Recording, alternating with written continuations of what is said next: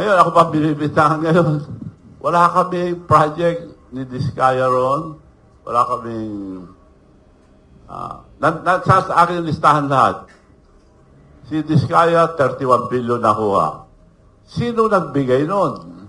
May connection sa taas. Paano nakarating ang mga Diskaya sa Ilocos Norte? Yun, iniwanag nila bakit nandun. Ano yung mga project niya? Diskaya have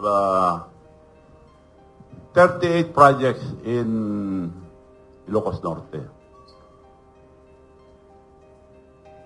Ipakita nila yung mga project nila doon, then we should believe him. Ngayon, dinay-divert na. Ang nangyayari ngayon, diversionary tactic. Iba na ang sinasabi nila. Wala nang flood control.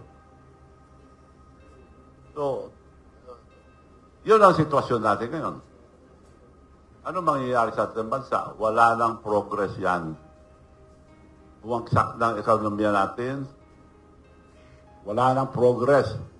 Retrogression na, retrogress. Hindi progress. Ibig sabihin, kabaliktaran ng progress. Yun po mangyayari sa atin. Kung di nila ayusin.